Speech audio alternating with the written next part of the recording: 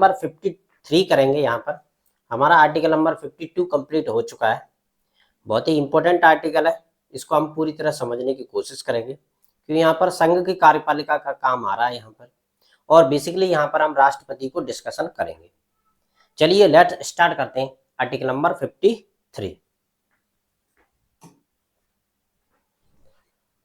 हमारा जो article number 53 है, इसको हम बेसिकली डीपली स्टडी करेंगे। उसमें इंपॉर्टेंट क्या है, उसके इम्पैक्ट क्या है, उसका कंक्लूजन क्या है, ये सभी चीजें हम यहाँ पर डिस्कशन करेंगे, क्योंकि ऐसा कोई भी पार्ट हम यहाँ पर मिस नहीं करेंगे जिसकी वजह से हमें कहीं ना कहीं प्रॉब्लम क्रिएट हो या फिर हम उसको समझ ना पाए।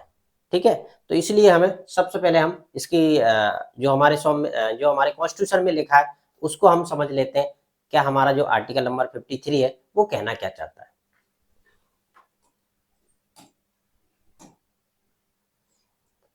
आर्टिकल नंबर 53 क्या कहता है? संघ की कार्यपालिका शक्ति राष्ट्रपति में निहित होगी। यानी कि संघ है, यानी कि सेंट्रल गवर्नमेंट की यहाँ पर बात हो रही है, उसकी जो भी शक्ति होगी राष्ट्रपति में निहित होगी। ये विशेष रूप से हमें यहाँ पर ध्यान रखना है। और क्या कहता है? और वह इसका प्रयोग इस संविधान के अनुसार स्वयं या अपने अधीनस्थ अधिकारियों के माध्यम से करेगा। इसका कहने का मीन्स निकल रहा है कि संघ की कार्यपालिका की जो शक्ति होगी राष्ट्रपति में निहित होगी, और राष्ट्रपति क्या करेगा, उस शक्ति का प्रयोग कैसे करेगा, ये विशेष रूप से ध्यान रखना है। वो क्या करेगा? संविधान के अनुसार, यानी कि कॉन्स्टिट्यूशन के अनुसार, या स्वयं के अधीनस्थ, यानी स्वयं के जितने भी अधीनस्थ कर्मचारी हैं उनके अनुसार, उनके माध्यम से, अनुसार नहीं माध्यम से करेगा। यानी कि उसके माध्यम से राष्ट्रपति के लिए कौन सी क्या होता है? मंत्री परिषद होती है विशेष रूप से। वो क्या करती है? मंत्री परिषद क्या कहती है? राष्ट्रपति को अपने विचार विमर्श देती रहती है, और उस विचार विमर्श का राष्ट्रपति अपने विवेक के अनुसार और संविधान के अनुसार, जो संविधान में चीजें दी गई हैं उनको स्टडी करने के बाद अपना रिजल्ट या फिर अपना विचार सभी के सामने रखता है। बेसिकली आर्टिकल नंबर 53 हमारा ये कहता है। अब इसका हम थोड़ा सा और डीपली स्टडी करते हैं, देखते हैं आगे क्या कहता है। अब इसकी व्याख्या क्या है या इसका एक्सप्लेनेशन क्या है, थोड़ा उसको भी हम यहाँ पर समझ लेते हैं। राष्ट्रपति की कार्यपालिका की शक्ति, यानी राष्ट्रपति की कार्यपालिका की शक्ति कौन कौन सी हो सकती है उसको भी हम समझ लेते हैं। राष्ट्रपति भारत का संवैधानिक प्रमुख होता है। बिल्कुल सही बात है, राष्ट्रपति क्या रहता है? भारत के गणराज्य का संवैधानिक प्रमुख माना जाता है। और क्या है? और संघ की सभी कार्यपालिका शक्तियां उसमें निहित होती हैं, और संघ की जितनी भी कार्यपालिका की शक्तियां होती हैं उसी में निहित होती हैं, यानी उसी के अंदर समाहित होती हैं। और क्या कह रहे हैं उसको भी हम थोड़ा उदाहरण के रूप में हम यहाँ पर, एग्जाम्पल के रूप में हम यहाँ पर देख सकते हैं।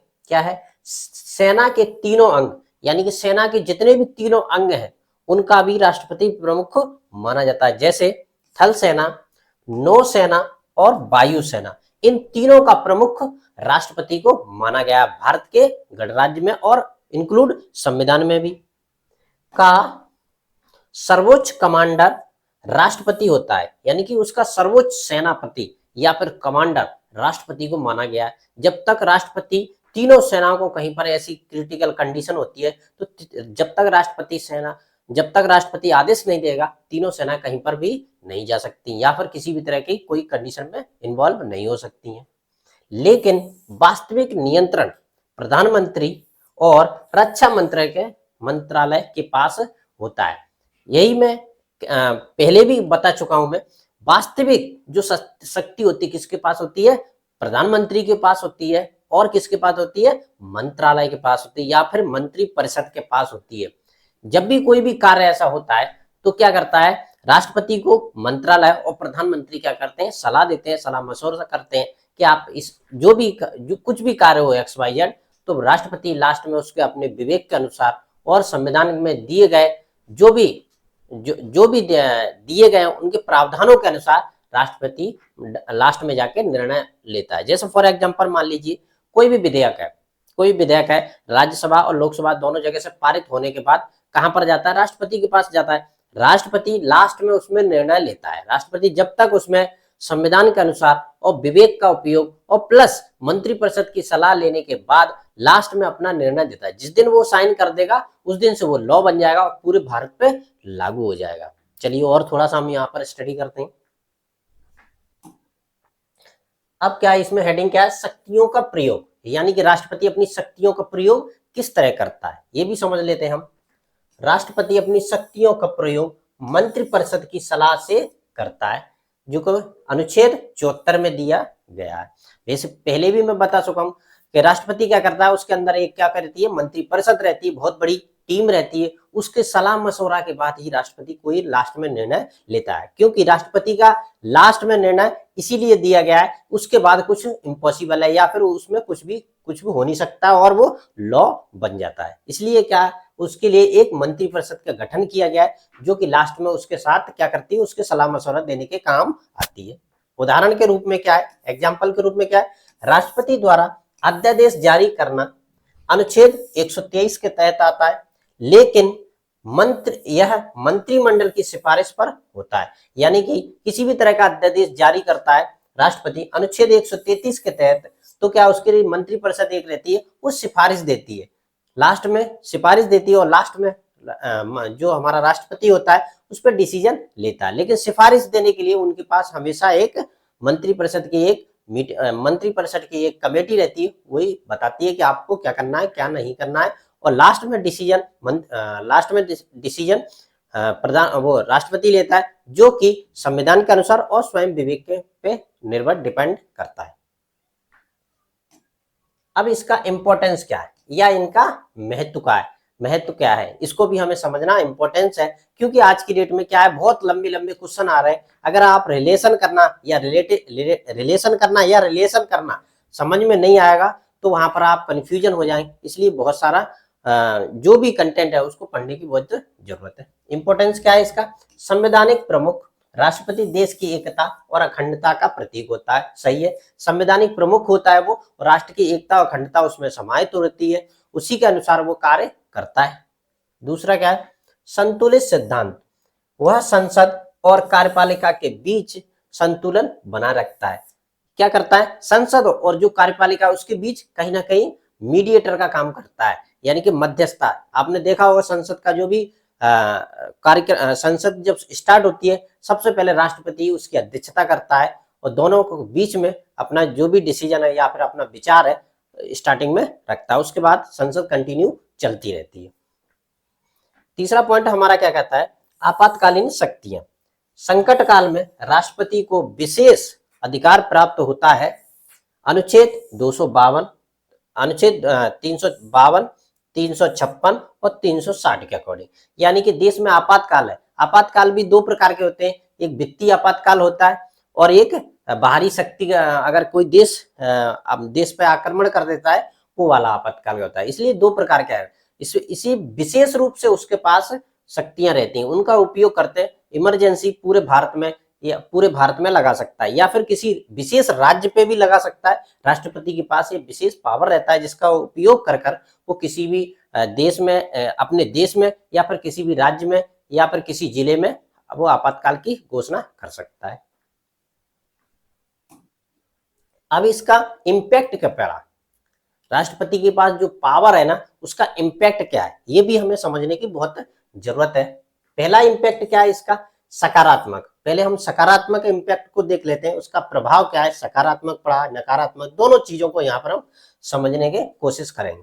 राष्ट्रपति का पद देश में स्थिरता लाता है। राष्ट्रपति का पद क्या करता है, देश में स्थिरता लाता है। जैसे फॉर एग्जाम्पल केंद्र सरकार और राज्य सरकार दोनों के बीच में किसी भी विचार के मान लीजिए मतभेद है, तो राष्ट्रपति क्या है, दोनों के जो विचार है उनको सामंजस्य करेगा, उनको समझेगा और लास्ट में अपना डिसीजन देगा। इसलिए केंद्र और राज्य में भले ही किसी अलग अलग पार्टी की सरकार हो तो दोनों को मैनेज करके वो हमेशा चलता है। यानी कि कोई ना कोई ऐसा विधेयक होता है जिसकी वजह से क्या रहता है, केंद्र सरकार और राज्य सरकार के दोनों के बीच में कहीं ना कहीं खटास आ जाती है या फिर एक दूसरे के प्रति नकारात्मक, जिसके बीच में राष्ट्रपति क्या करता है, उनके जो भी विचार है उनको संतुलित करता है, दोनों के बीच में मीडिएटर का काम यहाँ पर करता है। दूसरा पॉइंट हमारा क्या कहता है, मंत्री परिषद नियंत्रण रखकर संविधान की रक्षा करता है, यानी कि मंत्री परिषद पे भी वो क्या करता है, नियंत्रण रखता है। मान लीजिए सपोज दैट, मान लीजिए मंत्री परिषद अगर गलत सलाह देती है तो संविधान उसके पास है, संविधान के अनुसार वो अपना निर्णय ले सकता है। ऐसा नहीं है कि पूरी तरह डिपेंड मंत्री परिषद पे ही हो जाए, ऐसा नहीं कर सकता राष्ट्रपति। राष्ट्रपति दोनों चीजों को मैनेज करके चलता है, मंत्री परिषद को भी मैनेज करता है और प्लस संविधान को भी, दोनों को। संविधान को प्योरिटी देता है, मंत्री परिषद को कम देता है। भले ही मंत्री परिषद कुछ भी सलाह दे, अगर उसको सलाह संविधान के अकॉर्डिंग लग रही है तो ही मानेगा, अदरवाइज उसको वो खारिज कर सकता है। ये सब पावर राष्ट्रपति के पास रहता है। ये हो गया सकारात्मक प्रभाव देखने को मिला। अब इसका नकारात्मक प्रभाव भी देखने को मिलता है, क्योंकि प्रत्येक सिक्के के दो पहलू होते हैं। ये हमेशा हमें ध्यान रखना है कि हम कंपटीशन के पॉइंट ऑफ व्यू से यहाँ पर स्टडी कर रहे हैं, इसलिए दोनों पक्षों को यहाँ पर हमें समझने की बहुत जरूरत है। इसका नकारात्मक प्रभाव क्या है, कई प्रकार राष्ट्रपति को रबर स्टैंप कहा जाता है, क्योंकि वह मंत्रिमंडल की सलाह मानने को बाध्य होता है। कई बार देखा होगा विपक्ष क्या कहता है, राष्ट्रपति को rubber stamp, only rubber stamp है आप, ओनली क्या है, मान लीजिए ओनली दिखाने के लिए है बस, बाकी काम तो मंत्रिमंडल को करना रहता है। लेकिन ऐसा नहीं होता है, कभी कभार राष्ट्रपति मंत्रिमंडल के सलाह के बगैर भी अपना डिसीजन दे सकता है। तो लेकिन विपक्ष को मानना है तो मान सकता है, ऐसा कोई भी मतलब उन पर कोई किसी भी तरह का दबाव नहीं रहता है। तो अभी क्या ये हमारा क्या हो गया, इंपैक्ट हो गया। अब इसका कंक्लूजन क्या है, इसे भी हमें समझने की बहुत जरूरत है। लास्ट में हमारा आ गया कंक्लूजन या निष्कर्ष। बेसिकली जितने भी आर्टिकल में सब में मैं कंक्लूजन देता हूं, क्योंकि कंक्लूजन बहुत ही इंपॉर्टेंट रहता है। बिना कंक्लूजन के क्या है, बहुत सारे हम आर्टिकल इधर से उधर भटक जाते हैं, तो रिलेशन करना हम भूल जाते हैं। इसलिए जब भी आप कोई भी आर्टिकल पढ़ें, अगर इसका कंक्लूजन है या फिर निष्कर्ष है, उससे आप समझ में आ जाएगा कि आर्टिकल बेसिकली कहना क्या चाहता है। इसलिए हम इसका भी आर्टिकल नंबर 53 का हम क्या करते हैं, कंक्लूजन पढ़ते हैं। क्या कहता है हमारा अनुच्छेद 53 भारतीय संविधान की व्यवस्था का महत्वपूर्ण आधार है, सही है, जो राष्ट्रपति को कार्यपालिका की शक्ति प्रदान करता है। यानी कि अनुच्छेद 50 क्या करता है, 53 क्या कहता है, संवैधानिक पहले तो प्रमुख ही होता है, और जो कार्यपालिका की जो शक्तियां रहती हैं उसमें निहित होती हैं, उसी का अकॉर्डिंग वो कार्य करता है।